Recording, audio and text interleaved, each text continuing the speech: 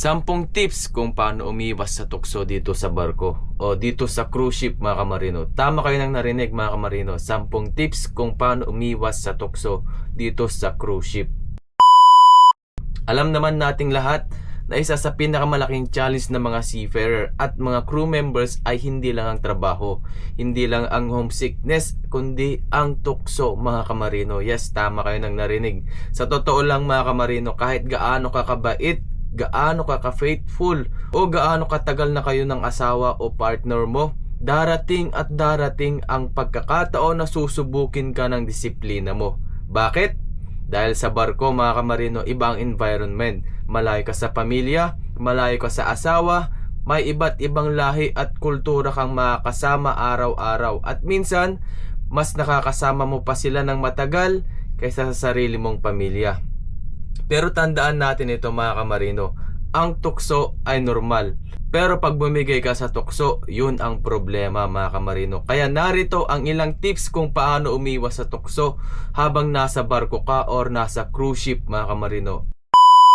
Eto, number 1, alalahanin mo kung bakit ka sumampa. Alalahanin mo kung bakit ka nandito sa cruise ship, kung bakit ka nagpursige na pumunta dito. Hindi ka sumampa para maghanap ng bagong relasyon. Hindi ka sumampa para mag-enjoy sa tukso. Sumampa ka para magtrabaho, kumita ng pera at magbigay ng mas magandang buhay sa pamilya mo. Kapag naaalala mo ang mga dahilan kung bakit ka nandyan, mas madaling umiwas sa maling desisyon mga kamarino. Number 2, laging isipin ang pwedeng mawala kaysa sa pansamantalang saya mga kamarino.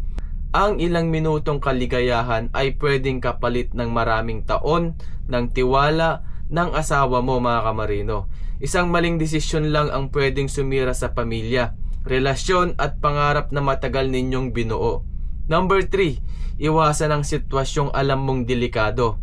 Minsan hindi naman tao ang problema Ang problema mga kamarino ay ang sitwasyon. Kung alam mong nahuhulog ka na sa isang tao, wag mo nang dagdagan ng oras na magkasama kayo. Wag nang hanap-hanapin ang presence niya.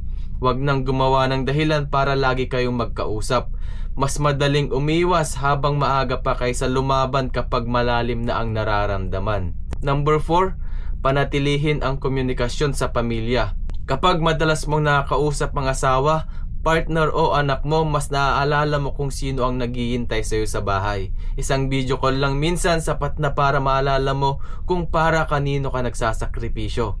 Number 5, wag mong gawing libangan ang landian mga kamarino. Kapag bored ang tao, minsan naghahanap ng excitement. Kaya imbis na makipaglandian ka, mag-gym ka na lang, maglaro ng basketball, billiards, table tennis, manood ng movie, magbasa o mag-aral ng bagong skills mga kamarino. Mas productive ka na at mas ligtas ka pa. Number 6, piliin ang mga kaibigan mo on board. May mga crew na tutulungan kang maging mabuting tao mga kamarino, totoo yan. Pero mayroon ding mag-uudyok sa'yo na gumawa ng maling bagay. Tandaan mo kung sino ang madalas mong kasama, madalas yun din ang nagiging impluensya sa mga desisyon mo. Number 7, magkaroon ng self-discipline mga kamarino. Sa barko, wala ang asawa mo na magbabantay sa'yo. Walang magulang mo na magpapaalala sa'yo. Kaya sarili mo lang mga kamarino. Kaya ang pinakamalakas na depensa laban sa tukso ay hindi ibang tao kundi ang sarili mong disiplina. Number 8, isipin mo ang anak mo mga kamarino. Kaya kung may anak ka na, isipin mo sila bago ka gumawa ng desisyon. Minsan sapat ng isang picture ng anak mo para maalala mo kung ano talaga ang mahalaga sa buhay mo. Number 9, wag mong sabihin kaibigan lang naman. Maraming relasyon ang nagsimula sa simpleng usapan.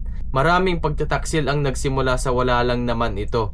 Kapag may nararamdaman ka ng kakaiba, maging tapat ka sa sarili mo at umiwas ka agad mga kamarino. Number 10, tandaan na ang tunay na pagmamahal ay desisyon. Hindi araw-araw sweet ang relasyon mga kamarino. Hindi araw-araw masaya. Pero ang pagiging faithful ay hindi nakadepende sa nararamdaman mo. Nakadepende ito sa desisyon mo araw-araw. Eto, tandaan natin mga kamarino. Hindi mo makukontrol kung may darating na tukso sa buhay mo. Pero kontrolado mo kung paano mo ito lalabanan mga kamarino. Ang tunay na sukatan ng isang tao ay hindi kung gaano karaming tukso ang dumating sa kanya, kundi kung papaano niya pinili ang tama kahit walang nakakakita. Dahil pagkatapos ng kontrata mo sa barko at pagkatapos ng lahat ng pagod at sakripisyo mo, ang pinakamagandang uwi pa rin ay ang umuwi kang may pera, may dignidad at buo pa rin ang pamilya mo. So, para sa may mga asawa na seaman or may mga kaibigan, may anak na seaman, na seafarer, lalong-lalo na dito sa cruise ship mga kamarino, pakishare na to mga kamarino at pakitag na rin yung mga tropa nating mga nagbabarko. So, yun lamang. God bless and good luck sa ating lahat mga kamarino. Ingat tayo palagi.